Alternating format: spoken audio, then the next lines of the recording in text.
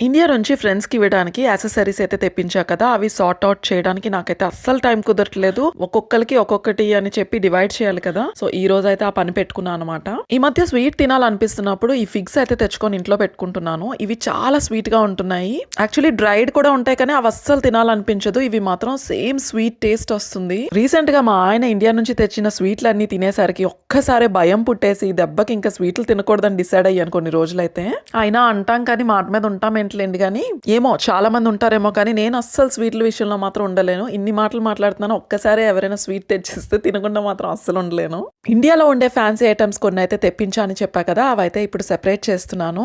Actually ఫ్రెండ్స్‌కి ఇద్దామని తెచ్చా కానీ ఇందులో కొన్ని నాకు చాలా చాలా నచ్చేసాయి. అసలు ఇవ్వాలని అనిపించట్లేదు. పోనీ ఇక్కడ కొనేసిద్దామంటే అసలు ఇండియా నుంచి తెచ్చి ఇస్తేనే కదా స్పెషల్‌గా ఉంటుందని చెప్పి అదొక పక్క లాగేస్తుంది మనసు. మరేం పర్లేదులే అని నాకు నేనే సర్ది చెప్పేసుకొని మా ఫ్రెండ్స్‌కి ఇవ్వడానికి అయితే రెడీ అయిపోయాను. నేను కావాలంటే నెక్స్ట్ టైం మళ్ళీ వెళ్ళేటప్పుడు తెచ్చుకోవచ్చు కదా, పాపం మళ్ళీ వాళ్ళకి తెచ్చి ఇవ్వడం అంటే నాకు అసలు అవ్వదు. యాక్చువల్లీ ఈ యాక్సెసరీస్ కాకుండా నేనైతే ఇండియా నుంచి చిన్న చిన్న తాజ్ మహల్స్ తెప్పించి ఇద్దాం అనుకున్నా కానీ ఇరిగిపోతే మళ్ళీ అసలు ఇవ్వడానికి అవ్వదు కదా అని చెప్పి నేను లైట్ తీసుకున్నాను. ఒక అమ్మాయి అయితే ఇచ్చి ఇవ్వంగానే వెంటనే చేతికి పెట్టుకొని చాలా మురిసిపోయింది. చాలా నచ్చిందంట తనకి.